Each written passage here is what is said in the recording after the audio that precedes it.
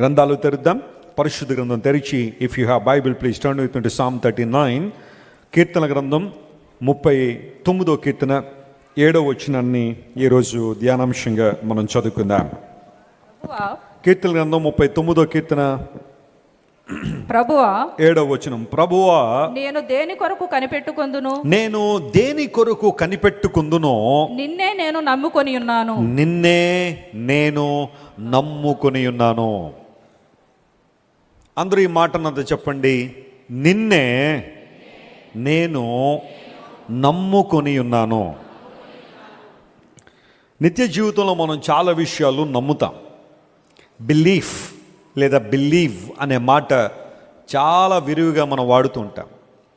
నేను ఇతన్ని నమ్మానండి, ఇతడే నన్ను మోసం చేశాడండి అని కొంతమంది అనొచ్చు. నేను ఈమె నమ్మానండి, నా జీవితంలో ఎవరిని నమ్మనంతగా ఈ వ్యక్తిని నమ్మాను, ఆమె నన్ను మోసం చేసిందండి అని కొంతమంది అనొచ్చు. నమ్మి మోసపోయిన వాళ్ళు, వంచబడిన వాళ్ళందరూ కూడా ప్రపంచంలో చాలామంది కనబడుతూ ఉంటారు. కొన్ని సందర్భాల్లో న్యూస్ పేపర్లో టైటిల్స్ వేస్తూ ఉంటారు, నమ్మించి మోసం చేసిన ప్రియుడు అని. నాకు అనిపిస్తూ ఉంటుంది, ఇంకా వాడేం ప్రియుడు, మోసం చేసేసిన తర్వాత ఇక ప్రియుడేంటి. చాలామంది ఇలాంటి పరిస్థితుల్లో చాలామంది జీవిస్తూ ఉంటారు. అయితే లేఖనాలు సెలవిస్తున్నాయి, దావీదు భక్తుడు తన జీవిత అనుభవాల నుంచి ఒక చక్కని మాటను తెలియచేస్తూ, దేవా నా జీవితంలో పరిస్థితులు ఎలా ఉన్నప్పటికీ కూడా నేను నిన్ను నమ్ముకుని ఉన్నాను. దావీదు మహారాజు అత్యంత దీనమైన స్థితి నుండి తన జీవితాన్ని ప్రారంభించి ఏ ఒక్కరూ వెళ్ళలేనంత ఉన్నతమైన స్థానానికి దేవుని ద్వారా నడిపించబడ్డాడు. అడుగడుగున తన జీవితంలో దేవుని మీద మాత్రమే నమ్మకాన్ని ఉంచాడు. దావీదు జీవితాన్ని 3 భాగాలు మనం చేస్తే, ఒక భాగానికి మనం పేరు పెట్టచ్చు బెత్లెహేము. అందరూ చెప్పండి, ఒక భాగం పేరేంటి? బెత్లెహేం. బెత్లెహేములో తన యొక్క చిన్నతనం లేదా తన యొక్క బాల్యము ఇదంతా కూడా బెత్లెహేములో జరిగింది. బెత్లెహేములో ఉండగానే తన తండ్రి యొక్క మందను లేదా తన తండ్రి యొక్క గొర్రెలను మేపుతూ ఉండగానే దేవుడు సమూయేలు ద్వారా దావీదును అభిషేకించాడు. ఆ తర్వాత అక్కడి నుంచి దావీదు జీవితంలో మరొక శ్రేష్టమైన అనుభవంలోనికి వచ్చాడు. ఆ అనుభవానికి మనం చాలా పేర్లు పెట్టచ్చు. కానీ అక్కడి నుంచి దావీదు జీవితంలో ఎంత ఎత్తుకు ఎదగాలనుకుంటున్నాడో అదే స్థాయిలో శ్రమలు వచ్చాయి, అదే స్థాయిలో ఇబ్బందులు వచ్చాయి, అదే స్థాయిలో ప్రతికూలతలు వచ్చాయి. ఎదురుగాలిలో విమానము టేకాఫ్ తీసుకున్నట్టుగానే దావీదు జీవితం కూడా అతను ఎంత ఉన్నతమైన స్థానానికి ఎదగాలనుకుంటున్నాడో అంత ఎదురుగాలి తన జీవితంలోకి రావడం ప్రారంభించింది. చాలాసార్లు మన జీవితంలోనికి శ్రమ వచ్చినప్పుడు, కష్టం వచ్చినప్పుడు కృంగిపోతూ ఉంటాం. నాకే ఎందుకండి ఈ ఎదురుగాలి, నాకే ఎందుకండి ఈ ప్రతికూలతలు, నాకే ఎందుకండి ఈ సవాళ్ళు. భక్తి లేని వాళ్ళని చూడండి, లోకంలో ఎంతోమంది ఎన్ని రకాలుగా దీవించబడుతున్నారో. నేను ప్రభువుని అంగీకరించినప్పుడు, ప్రభువుని వెంబడిస్తున్నప్పుడు కొన్నిసార్లు నాకు ఎందుకండి నిందలు, ఈ అవమానాలు ఎందుకండి, ఈ ప్రతికూలతలు ఎందుకని చాలాసార్లు మనం ప్రశ్నిస్తుంటాం. కానీ ఒక మాట నమ్ము ప్రియ దేవుని బిడ్డ, ఎదురుగాలిలో విమానం టేకాఫ్ తీసుకున్నట్టుగానే కొన్నిసార్లు నీ జీవితంలో దేవుడు అనుమతించే శ్రమలు నిన్ను మరింత ఉన్నతమైన స్థానాన్ని తీసుకెళ్ళబోతున్నాయి. నమ్మిన వారు స్తోత్రం చెప్దాం. హల్లెలూయా.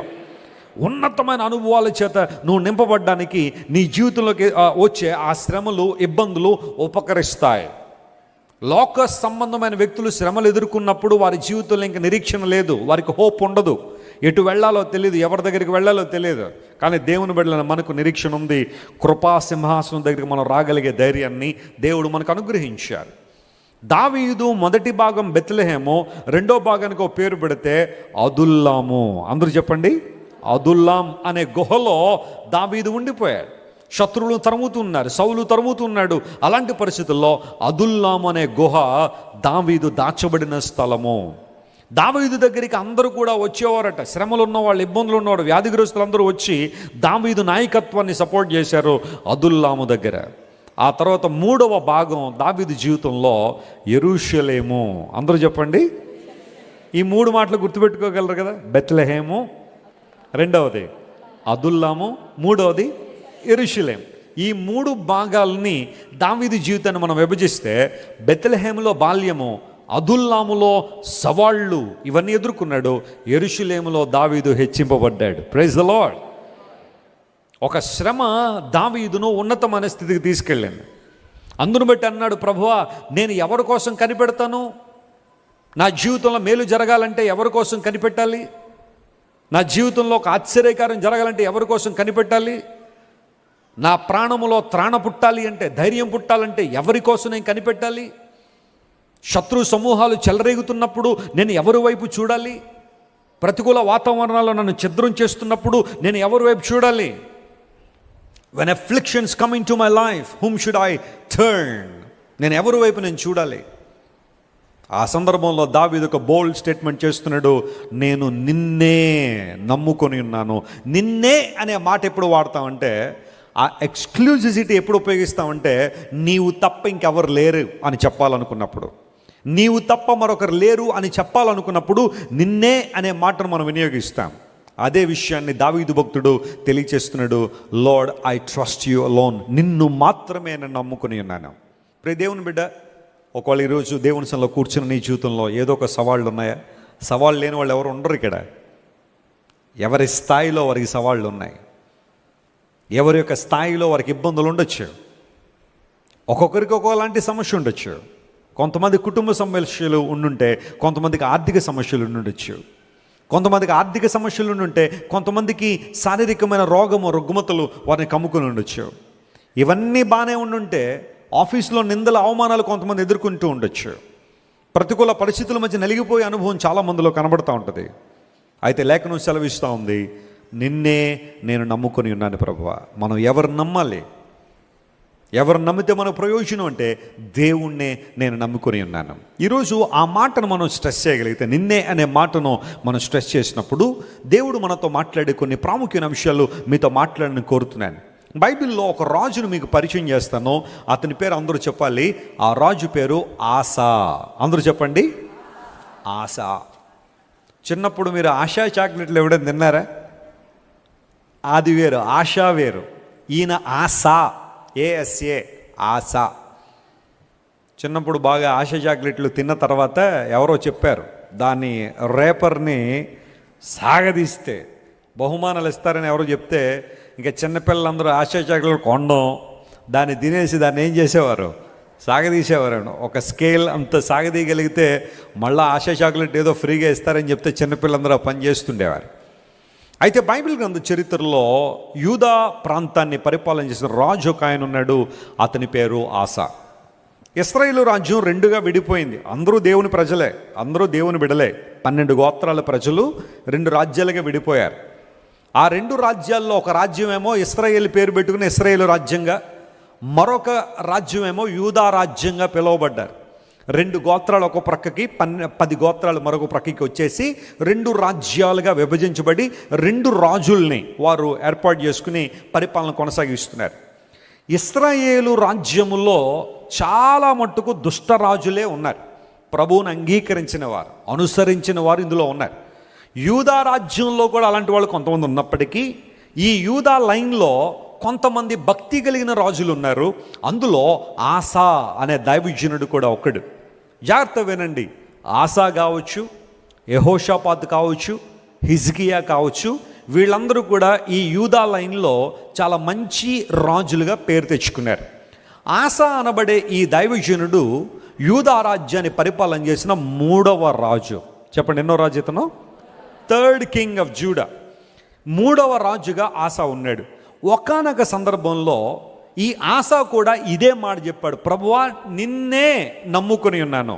దావీదు ఏదైతే చెప్పాడో, దావీదు ఏ మాట అయితే పలికాడో, ఆసా కూడా ఎగ్జాక్ట్గా అదే మాట చెప్పాడు. ఆ మాటను ఒకసారి మనం బైబిల్లో మనం చూద్దాం. ఆ తర్వాత దానిలో ఉన్న ఆధ్యాత్మిక సత్యాలు మనం గమనిద్దాం. 2 Chronicles chapter 14 and verse 11. ఆసా దినవృత్తాంతముల 2వ గ్రంథం 14వ అధ్యాయం 11వ వచనాన్ని చదువుతున్నారు. ఆసా తన దేవుడైన యెహోవాకు మొర్రపెట్టి, ఆసా తన దేవుడైన యెహోవాకు మొర్రపెట్టి, యెహోవా విస్తారమైన సైన్యము చేతిలో, విస్తారమైన సైన్యము చేతిలో ఓడిపోకుండా బలము లేని వారికి సహాయము చేయుటకు, బలము లేని వాళ్ళకి సహాయం చేయడానికి నీకన్నా ఎవరునూ లేరు, నీకన్నా ఎవరు లేరు. మా దేవా యెహోవా మాకు సహాయము చేయి, మాకు సహాయం చేయి ప్రభువా, నిన్నే నమ్ముకొని ఉన్నాము. ఆ మాట అర్థం చేసుకోండి, నేను నిన్నే నమ్ముకుని ఉన్నాము. నీ నామమును బట్టి నీ నామమును బట్టి ఈ సైన్యమును ఎదిరించుటకు బయలుదేరి ఉన్నాము. స్తోత్రం చెప్దాం ఒకసారి. హల్లెలూయా. ఆస ఒక పర్టికులర్ టైంలో దేవుని సన్నిధిలో ఇలా ప్రార్థన చేస్తున్నాడు, ప్రభువా మాకు సహాయం చేయము. లేఖనాలు సెలవిస్తున్నాయి, మన దేవుడు ఆపత్కాలములో నమ్ముకొనదగిన సహాయకుడు. మీ జీవితంలో ఎప్పుడైనా ఈ వాగ్దాన నెరవేర్పును మీరు చూసారా? దేవుని సన్నిధిలో ప్రభువా నీవే మా సహాయం అన్నప్పుడు దేవుడు మీకు సహాయం చేసిన అనుభవాలు మీకు గుర్తున్నాయా? నా మటుకు నేను చెప్పగలను. దేవుడు ఎన్నో సందర్భాల్లో ప్రభువా నీవు తప్పెవరు లేరు నాయన, నీవే మా సహాయం ప్రభువా, మా ఆదరణ నీవే, మా ఆశ్రయము నీవే, మా కోట, మా శృంగము, మా శైలము, మా ఆధారం నీవే ప్రభువా అని దేవుని మీద ఆధారపడినప్పుడు దేవుడు తన సహాయాన్ని అందించిన సందర్భాలు ఎన్నో నా జీవితంలో ఉన్నాయి. ఆస అనే దైవజనుడు లేదా యూదా రాజు దేవుని సన్నిధిలో ప్రార్థన చేస్తున్నాడు. ఎందుకంటే ఆసా జీవితంలో ఒక ప్రతికూల వాతావరణం వచ్చింది. ఓ పేరు చెప్తాను, మీరు కూడా చెప్పాలి. ఆయన పేరు జరహు అని చెప్పండి. ఆయన పేరేంటి? జరహు. ఈయన కూషు అనే దేశానికి అధిపతిగా ఉన్నాడు, రాజుగా ఉన్నాడు. కూషీయుడు జరహు అనే బైబిల్లో ఉంది. ఇతడట ఆసా మీదకి యుద్ధం చేయడానికి వచ్చాడు. ఎంతమంది సైన్యాన్ని పట్టుకొచ్చాడు అని బైబిల్ చూస్తే అతడు 10 లక్షల మంది సైన్యాన్ని వేసుకుని వచ్చాడట. 10 lakhs. You can imagine. 10 లక్షలు అంటే మన రాజమండ్రి పట్టణ జనాభా 8 లక్షలు. ఈ రోజున 8 లక్షల జనాభా మన రాజమండ్రి. ఇంత పెద్ద రాజమండ్రిలో 8 లక్షల మంది జీవిస్తున్నాం. అదే వైజాగ్ వెళ్ళామంటే ఒక 20 లక్షలు ఉండొచ్చు, విజయవాడ వెళ్తే 15 లక్షలు ఉండొచ్చు. హైదరాబాద్ ఇప్పుడు స్టేట్ కొన్ని సంవత్సరాల క్రితం విడిపోయింది, ఇప్పుడు హైదరాబాద్ తెలంగాణలోకి వెళ్ళిపోయింది. హైదరాబాద్లో 1,50,00,000 మంది జీవిస్తారు మనుషులు. ఇప్పుడు రాజమండ్రి జనాభా కంటే ఎక్కువ అనమాట. జరహు అనబడే కూషు సైన్యము.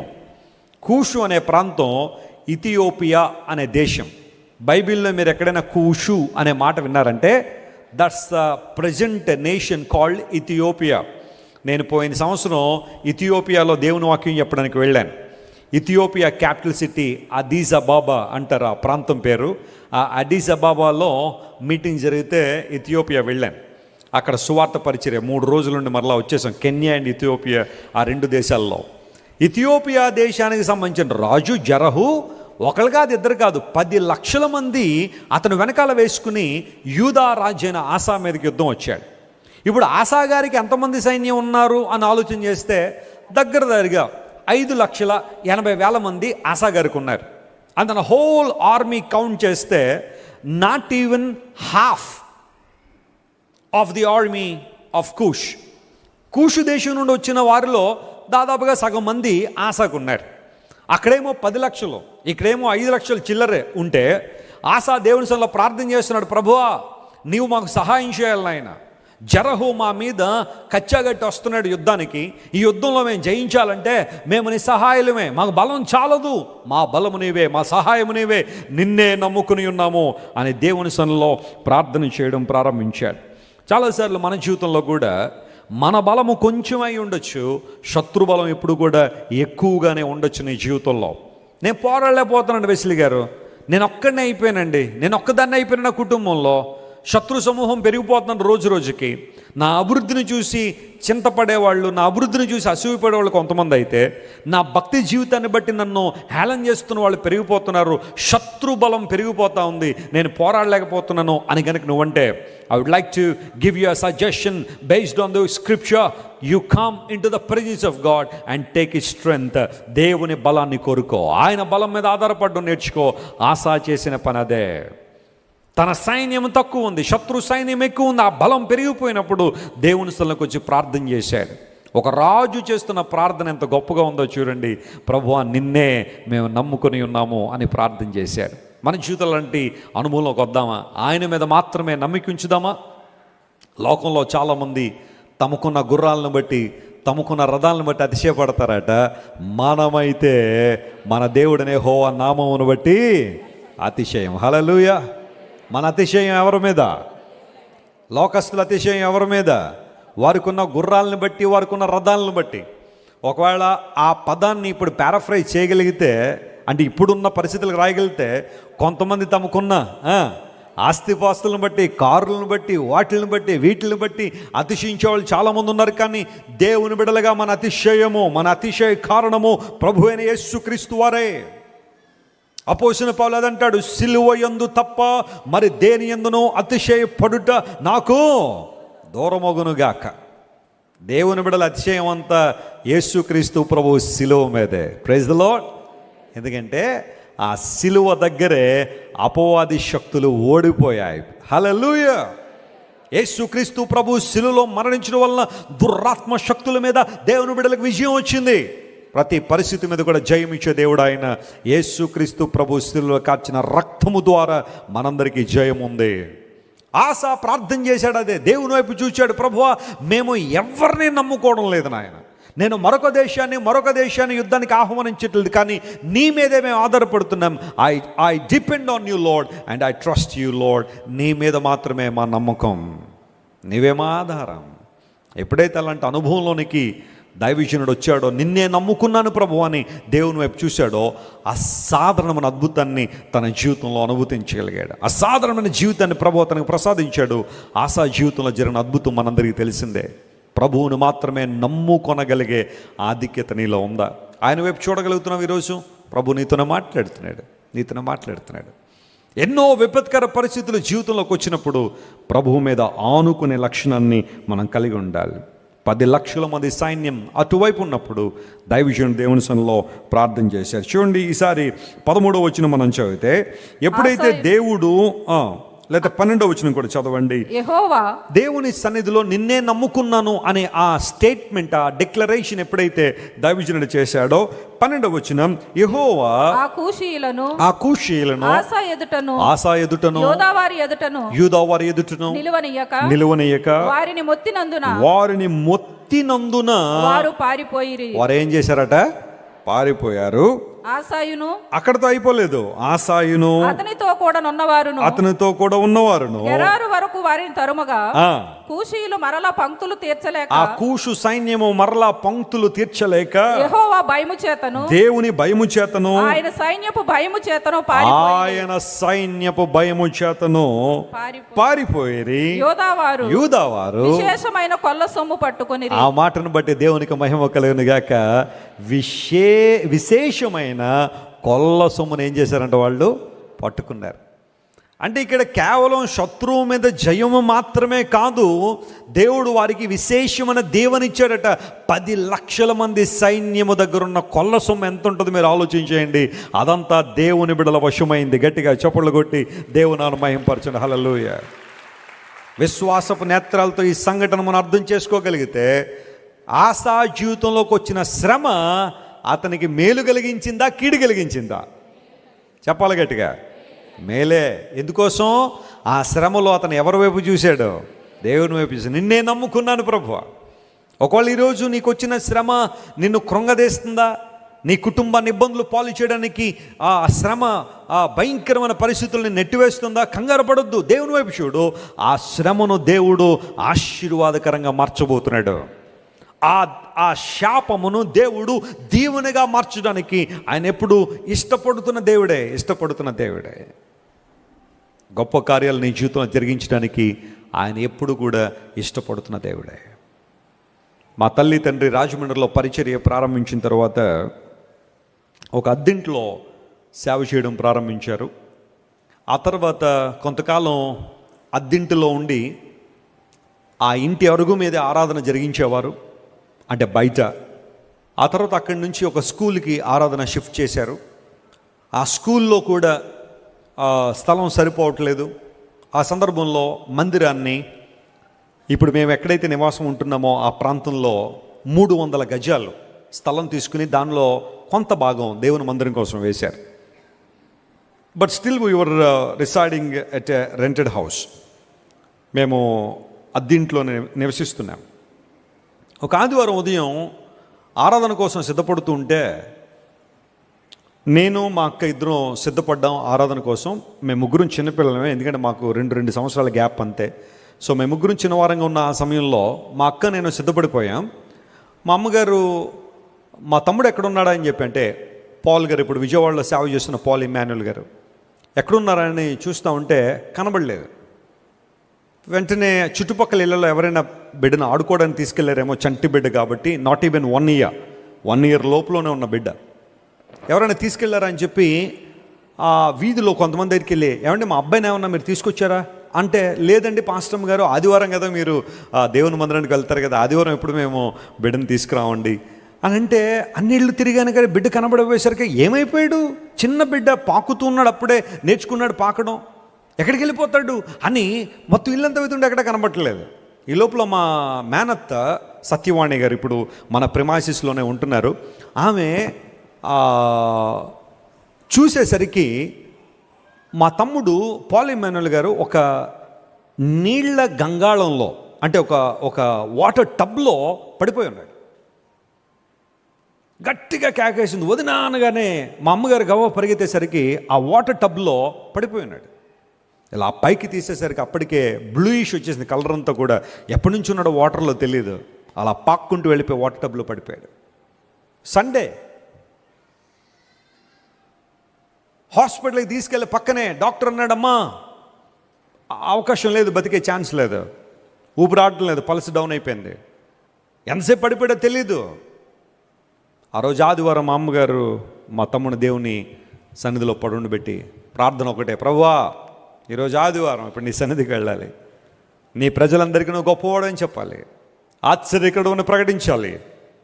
ఈరోజు నా ఇంట్లో ఇలాంటి సంఘటన, ఇది మా తప్పిదమైతే మమ్మల్ని క్షమించు ప్రభువా, నా కుమారుడు మళ్ళీ నాకు కావాలి, ఆ కుమారుడు నీ సేవ చేయాలి ప్రభువా, నీ కొరకు వాడబడాలి. ఆ రోజు మా తల్లిగారు 2 చేతులు ఆకాశం చాపి దేవుని అసలు మోకాలేసి ప్రార్థన చేశారు. Rest is the history. ఈరోజు పాల్ ఇమ్మాన్యుయల్ గారు దేవుని చేతిలో చాలా బలంగా వాడబడుతున్నారు. దేవుడు లేవనెత్తాడు, అద్భుతం చేశాడు. నిన్నే నమ్ముకున్నాను ప్రభువా, నేను నీ మీద ఆధారపడ్డాను ప్రభువా. మరణ సంకల నుంచి, బంధకాల నుంచి దేవుడు నా సహోదరుని విడిపించాడు. పాల్ ఇమ్మాన్యుయల్, దేవుడు మనకు తోడు. తన జీవితంలో దేవుడు చేసిన మేలు ఈ రోజున విజయవాడ పట్టణ కేంద్రంగా చాలా అద్భుతమైన పరిచర్య పాల్ గారి ద్వారా దేవుడు జరిగిస్తూ ఉన్నాడు. దేవుని సువార్త అనేక ప్రాంతాల్లో వెదజలింపజేస్తున్నారు. ఎందుకు మాట చెబుతున్నా తెలుసా? ప్రభువా నిన్నే నమ్ముకున్నాను. నా శత్రువు చాలా చెలరేగిపోతున్నాడు. నా ముందు చాలా బలమైన రీతిలో శత్రువు నిలబడినప్పుడు, అయ్యా నా చూపు, నా దృష్టి అంత నీ మీద ఉంది. శత్రువును ప్రభువా చెల్లా చెదురు చేయగలిగే శక్తి నీలో ఉంది ప్రభువా అని ఎవరైతే ఆయన్ని మాత్రమే విశ్వసిస్తున్నారో, శత్రు బలవంతుల మీద దేవుడు జయమిచ్చి గొప్ప ఆదరణ, ధైర్యాన్ని ప్రభు ఇవ్వడం మాత్రమే కాకుండా విశేషమైన కొల్ల సొమ్ము వారు పట్టుకున్నారనగా దేవుడు 2 దీవెన నీకు దయచేయబోతున్నాడు. హల్లెలూయా. శ్రమనొంది ఉండుట నాకు మేలాయను అని భక్తుడు అన్నట్టుగా నీ శ్రమను దేవుడు దీవెనగా మార్చాలనే ఆయనకు ఆలోచన. చాలాసార్లు మీకు జీవితంలో అందుబాటు దేవుని సేవకుడు అంటాడు, కొన్నిసార్లు మన జీవితంలోకి వచ్చే శ్రమలట మారు వేషంలో వచ్చే ఆశీర్వాదాలు అన్నాడు. నమ్మిన వారు స్తోత్రం చెప్తా హల్లెలూయా. కొన్నిసార్లు నీ జీవితంలోకి వచ్చే శ్రమలు మారు వేషంలో నీ దగ్గరకు వచ్చే ఆశీర్వాదాలు. శ్రమ వచ్చిందని కృంగిపోవద్దు, శ్రమ వచ్చిందని అధైర్యపడద్దు, శ్రమ వచ్చిందని ప్రభువును విడిచి వెళ్ళొద్దు. ఆ శ్రమలో నువ్వు దేవుని కొరకు ఎలా నిలబడగలవో, దేవుని వైపు ఎలా చూడగలవో, ఆయన ప్రసన్నతను ఇంకా ఎక్కువ ఎలా అనుభవించగలవో, దేవుని మీద పరిపూర్ణంగా ఎలా ఆనుకోగలవో, ప్రభువా నీవు తప్ప ఇంకెవరు లేరని విశ్వాసంతో ఆయన చూడగలవో ప్రయత్నం చేయి. ఆ శ్రమను దేవునిగా దేవుడు మార్చి గొప్ప ఆశీర్వాదం మీద కుమ్మరిస్తాడు. నిన్నే నమ్ముకుని ఉన్నాను అని దావీదు భక్తుడు చెప్పిన మాటను ఆసా అనే దావీదుడు కూడా తన జీవితంలో రిపీట్ చేశాడు. జరహు, కూషీయుల రాజున జరహు మీద 10 లక్షల మంది సైన్యాన్ని వేసుకుని వచ్చి ఆసాను మట్టి కరిపించాలని వచ్చిన ఆ రాజుని దేవుడు చెల్లాచెదురు చేసి విశేషమైన ఆశీర్వాదాన్ని ఆసాకు దేవుడు అనుగ్రహించాడు. హల్లెలూయా. ఈరోజు నుండి ప్రభువుని పరిపూర్ణంగా విశ్వసిద్దాం, ఆయన నమ్ముదాం, మన జీవితంలో ఆశీర్వాదాన్ని మనం పొందుకుంటాం. 2వ ప్రాముఖ్యమైన అంశం దగ్గరికి వద్దాం. నిన్నే అనే మాటను మనం చదువుతున్నప్పుడు మరొక మాట బైబిల్లో మనం చూడగలిగాం. ఈసారి 59వ కీర్తన 17వ వచనాన్ని మనం చదువుతున్నాం. Psalm 59 and verse 17 అనే మాట చదవండి. దేవుడు నాకు ఎత్తైన కోటగాను, దేవుడు నాకు ఎత్తైన కోటగాను, కృపగల దేవుడుగాను ఉన్నాడు, కృపగల దేవుడుగాను ఉన్నాడు. నా బలమా నిన్నే కీర్తించెదను. చూడండి, ఆ మాట అండర్లైన్ చేసుకోండి. నా బలమా నిన్నే కీర్తించెదను, నిన్నే కీర్తిస్తాను. మొట్టమొదటి మాట ఏమన్నాడు? నిన్నే నమ్ముకుని ఉన్నాను అన్నాడు. రెండవది నేను నిన్నే కీర్తిస్తాను. కీర్తించడం అంటే ఇంగ్లీష్లో రాశాడు, I will sing praises unto you lord. ప్రభువా, నీ సన్నిధిలో నిన్ను స్తుతిస్తాను, సన్నుతిస్తాను, కీర్తిస్తాను. మన జీవితాల్లో దేవుడు ఎత్తైన కోటగాను కృపగల దేవుడుగాను ఉన్నాడు. నేను అనుకుంటాను, దేవుడు కృపను చూపించకపోయినుంటే, ఆయన కృప మన మీద కృమ్మరించబడకపోయినుంటే ఎప్పటికీ మనం సజీవులుగా ఉందుమా? ఖచ్చితంగా కాదు. నా మట్టుకైతే నేను చెప్పగలను, 3 సార్లు మరణం నుండి ప్రభువు నన్ను తప్పించాడు. నాకు ఇప్పటికీ గుర్తుండే ప్రతి సందర్భంలో ప్రభువును స్తుతిస్తూ ఉంటాను. చిన్నప్పుడు ఒకసారి నేను చెరువులో పడిపోయాను. స్కూల్కి వెళ్ళి వర్షం వచ్చింది. ఆ రోజు స్కూల్ కంటిన్యూ చేస్తాం అంటారు కదా, ఇంకా 1-2 పీరియడ్స్ చెప్పేసి ఇంకా సెలవు ఇచ్చేస్తారు స్కూల్కి. మధ్యాహ్నం నుంచి స్కూల్కి వెళ్ళక్కర్లా. అందరూ బట్టి స్కూల్ అయిపోయిన తర్వాత ఇంటికి వెళ్ళిపోండి అంటే మేము ఇంటికి వెళ్ళకుండా చెరువుకి వెళ్ళాం స్నానం చేయడం. ఆ చెరువులో ఈత కొట్టాలనే ఆలోచన. నాకు స్విమ్మింగ్ అంటే బాగా ఇష్టం. అందును బట్టి చెరువులోకి వెళ్ళి ఆ ఈత నేర్చుకుందాం. ఇంకా రాలా నాకు అప్పుడు ఈత నేర్చుకుందాం వెళ్ళేసరికి ఆ చెరువులో ఒక గొయ్యి ఉంది. అది ఎవరికీ తెలియదు అనుకుంటా. నేను కరెక్ట్గా చెరువులో దూకడం ఆ గోతులో పడ్డాను వెళ్ళి. ఆ రోజు మరణం అలా కళ్ళ ముందు కనబడుతుంది. ఇంక నేను చనిపోవడానికి సిద్ధంగా ఉన్న సమయంలో నా ఫ్రెండ్ ఒకడు నేను అలా పడిపోవడం చూసి వెంటనే నీటిలోకి దూకి నా జుట్టు పట్టుకుని లాగాడు బయటికి. 1/2 అవర్ ఎక్కడున్నానో ఏం జరుగుతుందో ఏం తెలియని పరిస్థితి. ఆ చెరువు గట్టు మీద అలా కూర్చుని పోయాను. ఇప్పటికీ ఆ సన్నివేశాన్ని తలుచుకుంటే భయం వేస్తుంది నాకు. ఆ రోజే చనిపోవాల్సింది నేను. కానీ దేవుడు నన్ను కాపాడాడు, లేవనెత్తాడు. తన మహిమ కొరకు నిలబెట్టుకోవాలని దేవునికి ఆలోచన. ఆ భయంకరమైన ఆ పరిస్థితి నుండి ప్రభువు నన్ను విడిపించాడు. అప్పుడు ఆ సందర్భాల్లో ఆ వ్యక్తిని కలిసి, థ్యాంక్ యూ సో మచ్, ఆ రోజు నేను నన్ను సేవ్ చేశావు, నీకు చాలా కృతజ్ఞుడు అని చెప్పి. ఈ మధ్యకాలంలో అతను కొంచెం ఏదో అస్వస్థత గురైతే కొంత సహాయాన్ని కూడా చేశాను. ఎందుకంటే నన్ను కాపాడిన వ్యక్తి అని చెప్పి నేను ఎంతవరకు సహాయం చేయగలను చేశాను. ఎప్పుడు మర్చిపోను. నాకు మేలు చేసిన వాళ్ళు ఎప్పుడు మర్చిపోను నేను. ఆ తర్వాత దేవుడు ఒక భయంకరమైన డయేరియా నాకు వచ్చినప్పుడు, భయంకరమైన అనారోగ్యం వచ్చినప్పుడు 9 రోజులు హాస్పిటల్లో ఉన్నాను నేను. That was the first and last hospitalisation. నేను హాస్పిటల్ ఉంది అదొక్కటే నా లైఫ్లో ఇప్పటి వరకు. ఆ టైంలో 9 రోజులు ఉన్న హాస్పిటల్. మా అమ్మగారు చెప్తూ ఉంటారు, నేను వాటర్ తాగుతుంటే ఆ వాటర్ అలా లోపలికి వెళ్ళడం కూడా కనబడేదంట, ఆ ధార అలా కనబడేదంట. అంత వీక్ అయిపోయాను నేను. ఎముకల గూడని ఒక అస్థిపంజరులాగా అయిపోయాను.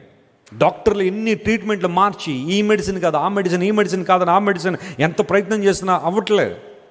మా అమ్మగారు డాక్టర్ల మీద ఒక రోజున చాలా గట్టిగా కేకలేశారు, మా బిడ్డను ఏం చేయాలనుకుంటున్నారు మీరు ఏమైనా ఎక్స్పెరిమెంట్లు ఏమైనా చేస్తారా నా బిడ్డ మీద?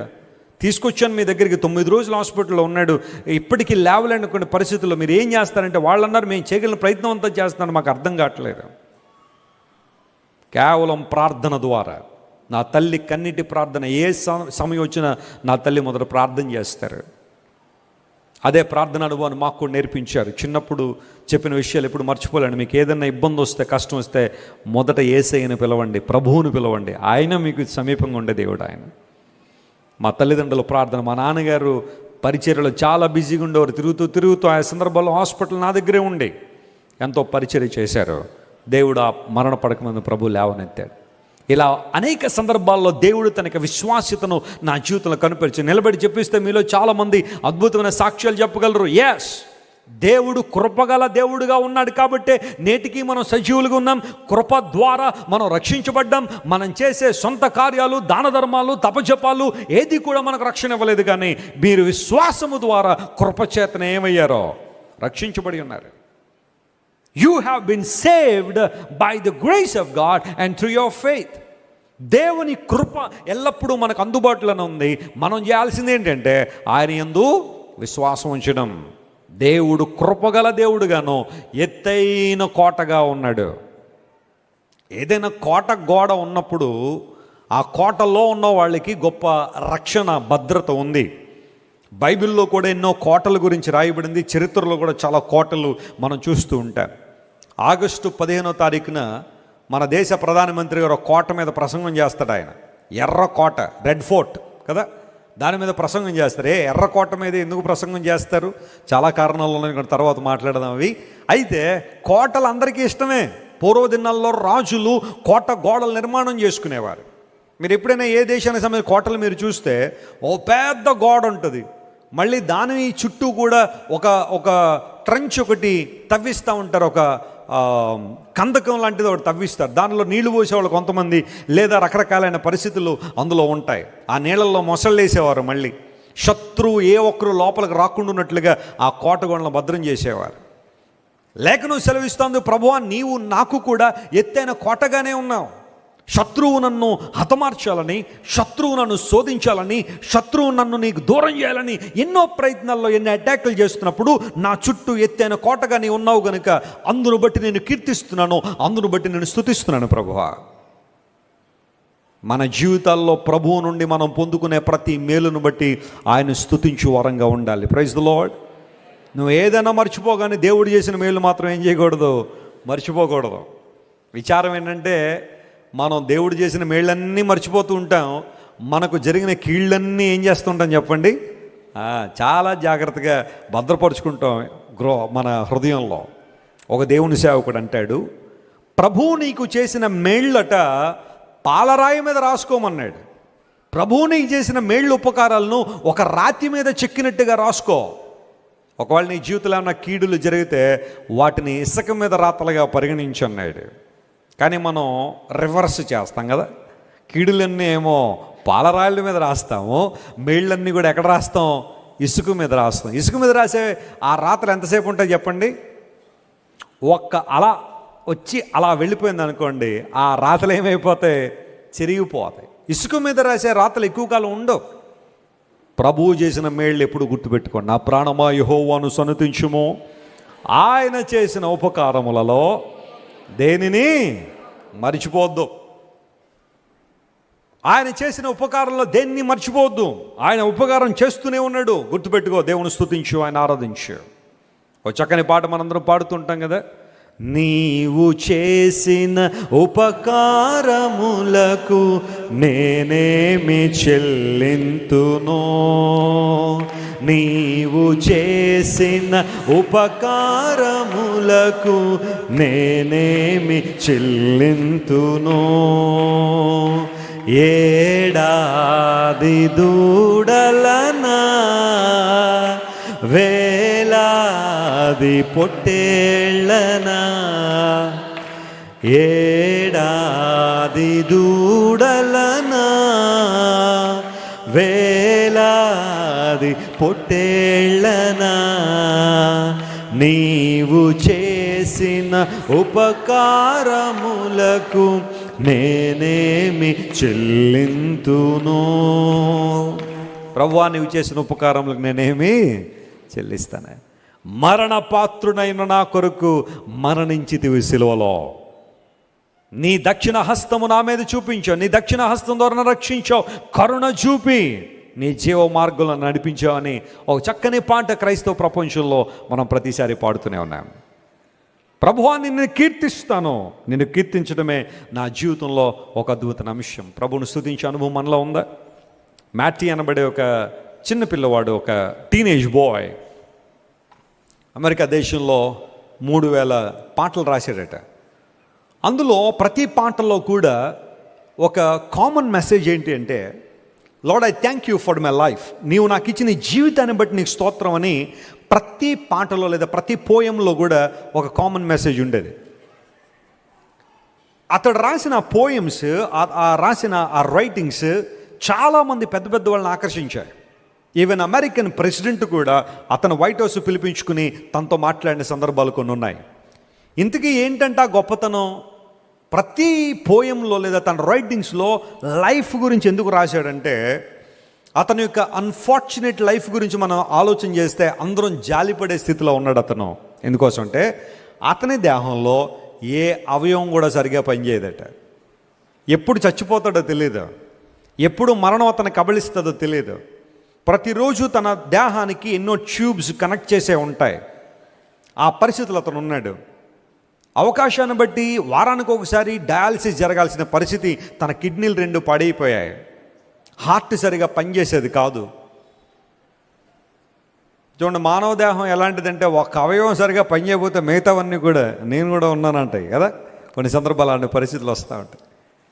అతని దేహం అంతా కూడా ఒక మాటలో చెప్పాలంటే జీవోత్సవంలో ఉన్నాడంతే. ఎప్పుడు కూడా ఆ మరణ పడక మీద, ఎప్పుడు ఈ రోజు కాకపోతే రేపు అన్నట్టుగా ఉన్న ఆ పరిస్థితిలో ఆ మంచం మీద ఉండి అతను కొన్ని పాటలు రాయడం మొదలుపెట్టాడు, కొన్ని రైటింగ్స్ రాయడం మొదలుపెట్టాడు. అందులో ప్రతిసారి కూడా, lord thank you for the life that you have given me, నీవు నాకు ఇచ్చిన జీవితాన్ని బట్టి నీకు స్తోత్రాలు.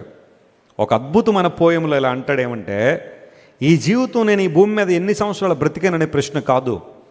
ఒకవేళ ఆయుష్ ఉంటే ఎక్కువ కాలం బ్రతకగలను, ఒకవేళ మధ్య మధ్యలో ఏమైనా ఒకవేళ నేను ఈ జీవితాన్ని ముగించేస్తే, ఈ జీవితం నాకు నువ్వు ఎందుకు ఇచ్చావంటే నిత్యత్వం గురించి నిర్ణయం తీసుకోవడానికి, నేను జీవించబోయే నిత్య జీవం కోసం ఈ లైఫ్ స్పాన్ ఒక ఆపర్చునిటీగా ఇచ్చావు.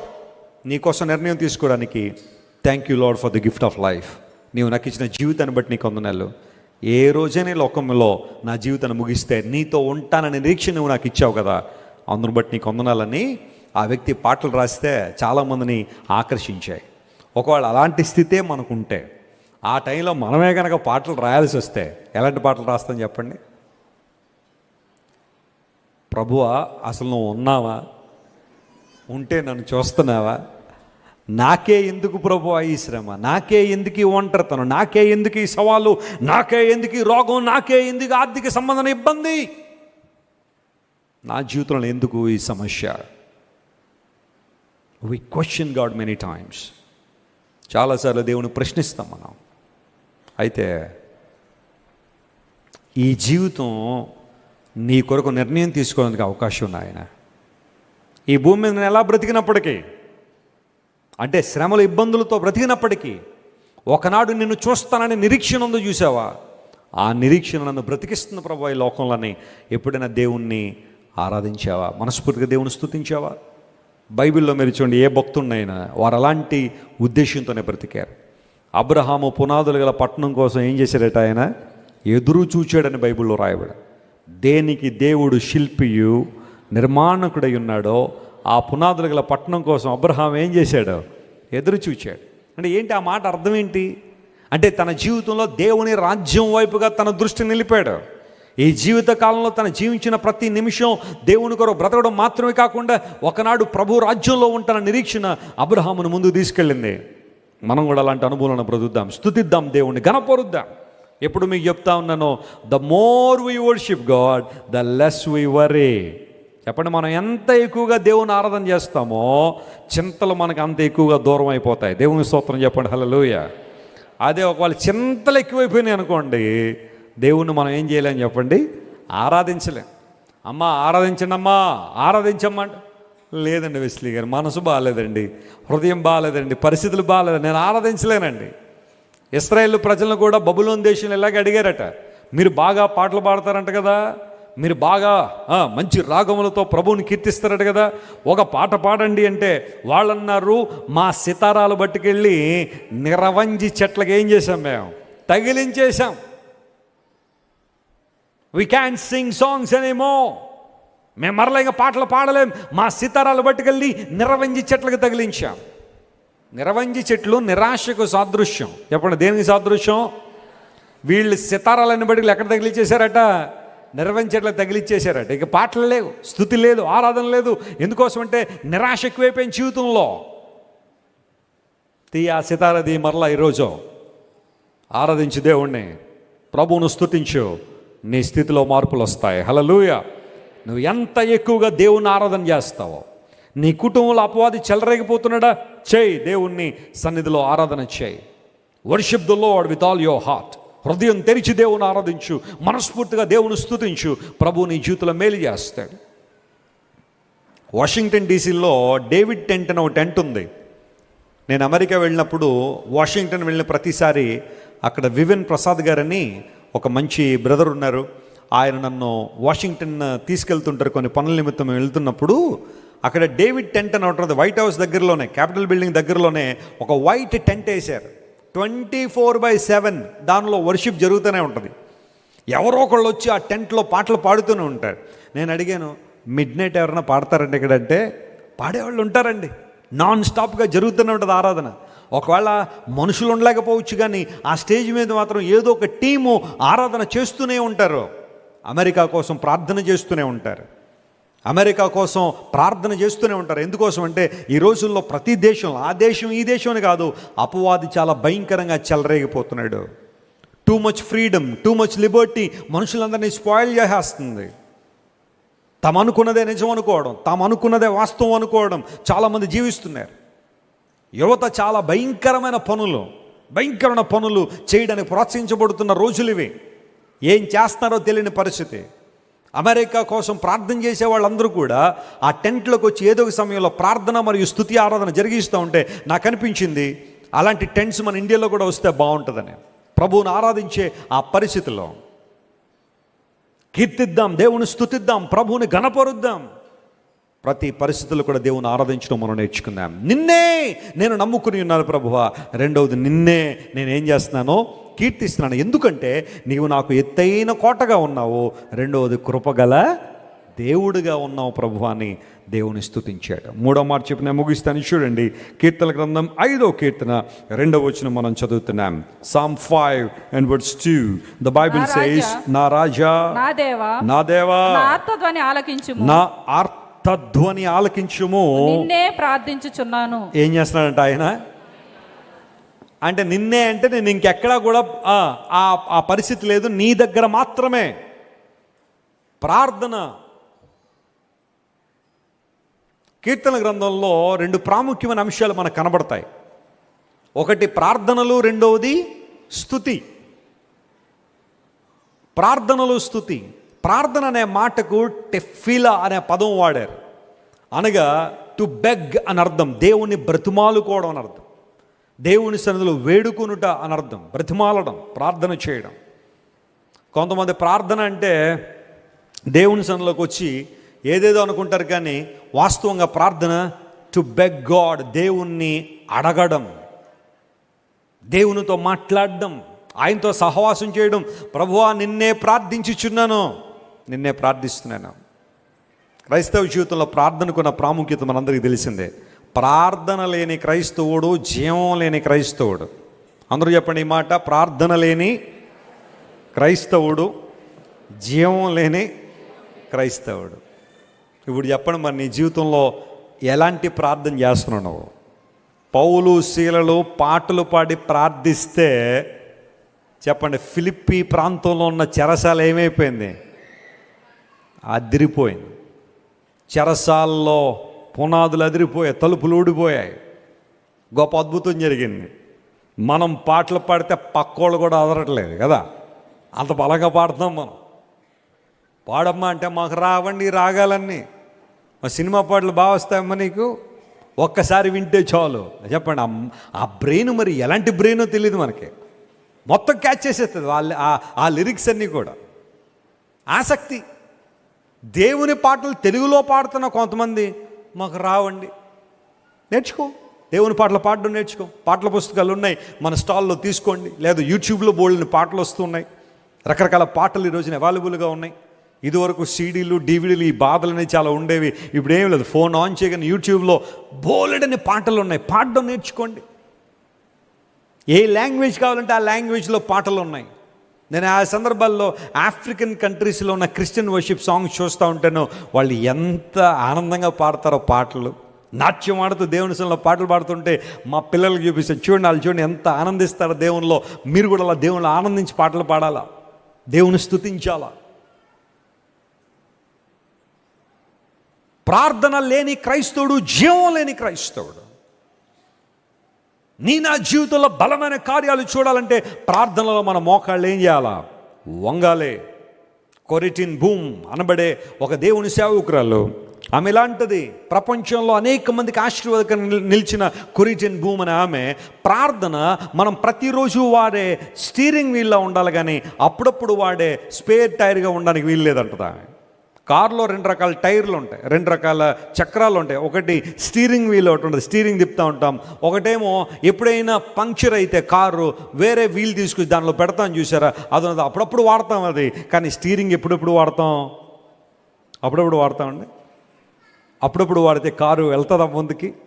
నువ్వు ఏది ఉపయోగించినా ఉపయోగించుకుంటే స్టీరింగ్ మాత్రం కంప్లీట్ ఏం చేయాలా? ఉపయోగించాలా. ప్రార్థన కూడా అలాంటిదే, ప్రతిరోజు ఉపయోగించే సాధనమై ఉండాలి. నీ జీవితం ప్రార్థనలో ముందుకు వెళ్ళినప్పుడు బలమైన కార్యాలను చూస్తా. ఈ పరిచర్య ప్రార్థనా పునాది మీద కట్టబడిన పరిచర్య. ప్రార్థన ప్రార్థన ప్రార్థన.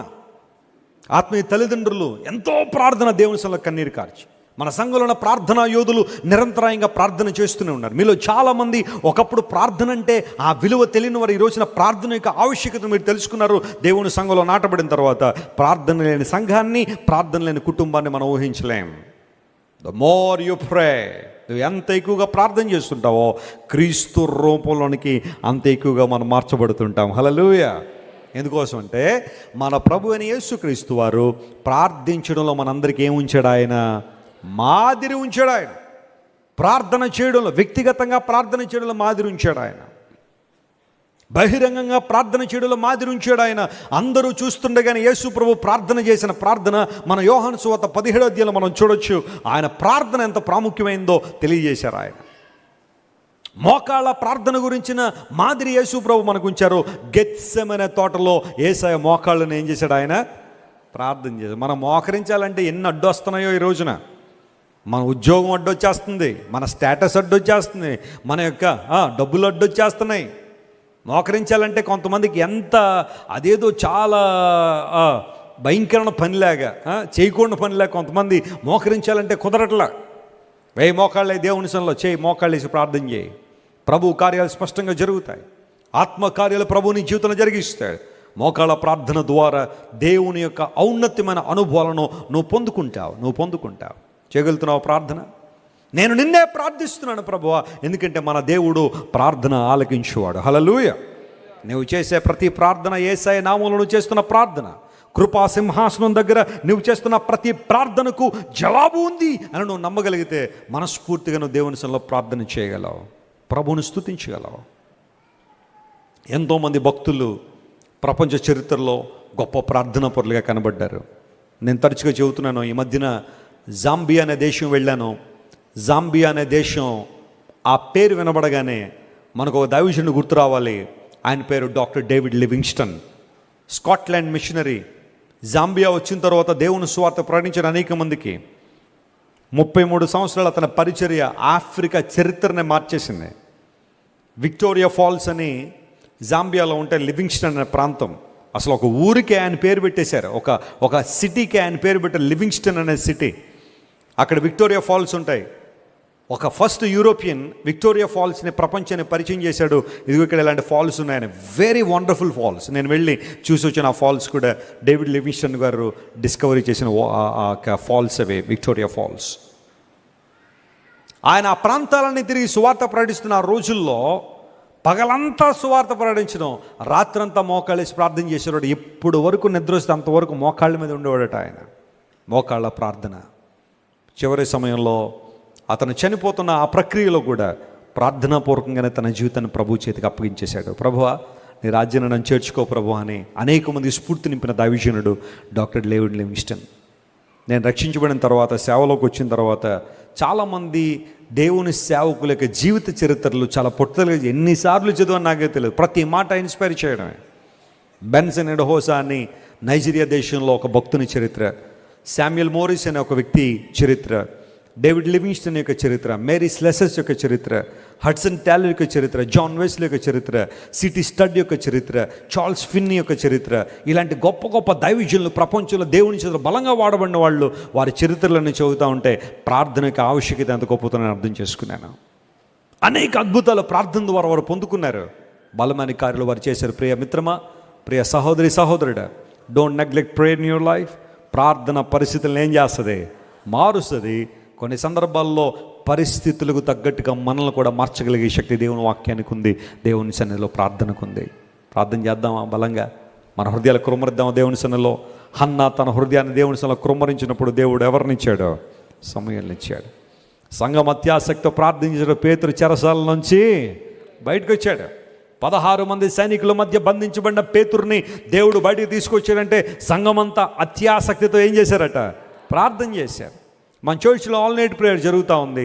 అనేక సందర్భాల్లో ప్రేయర్ కాన్ఫరెన్సులు జరుగుతున్నాయి. ఎంతమంది ప్రార్థన కొరకు సిద్ధంగా ఉన్నారు? ప్రార్థన చేయడానికి మీ జీవితాలు దేవుని కొరకు సమర్పించడానికి ఎంతమంది సిద్ధంగా ఉన్నారు? సంఘం అత్యాసక్తితో ప్రార్థన చేస్తే దేశంలో కదలిక వస్తుంది. హల్లెలూయా. సంఘం అత్యాసక్తితో ప్రార్థన చేసిన పట్టణాలు వెలిగించబడతాయి, రాష్ట్రాలు వెలిగించబడతాయి.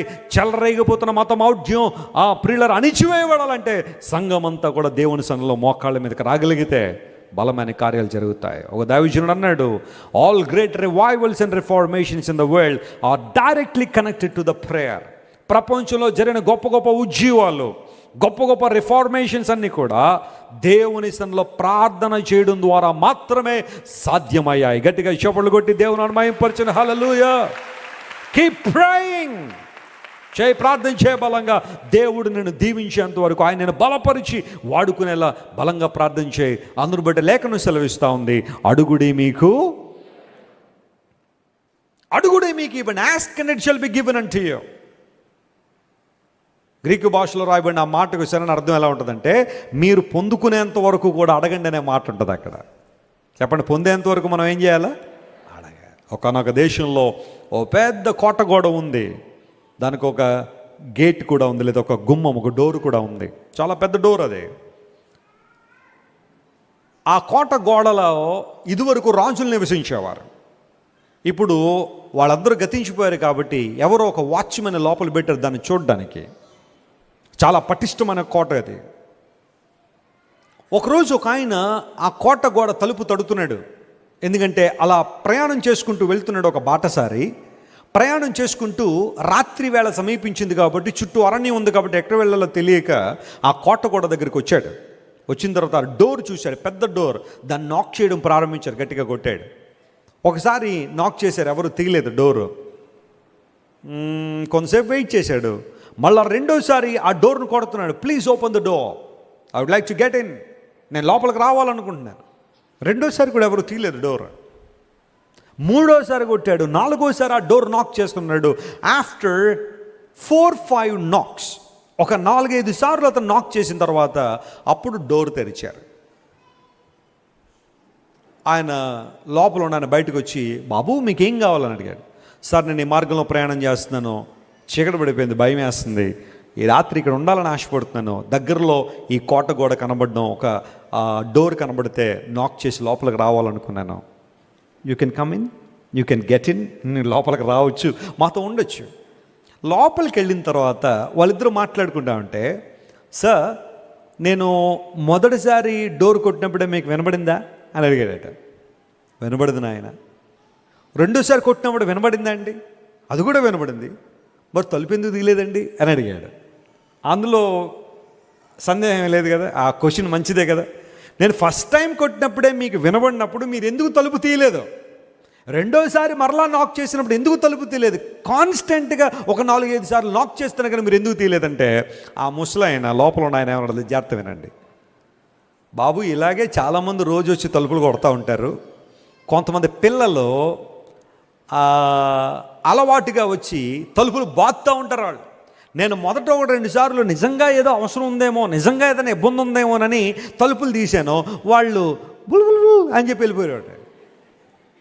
అంటే ఈయన తలుపు తీస్తే ఈయన వెక్కిరించి వెళ్ళిపోతారు. పిల్లలు చూడ కొంతమంది, మనం కూడా ఏదైనా ఇంట్లో బిజీగా ఉండరు, బాధేస్తాడు తలుపు తీయగానే ఏం కావాలంటే ఏం అక్కర్లేదు, నువ్వు ఉన్నావో లేదో అని.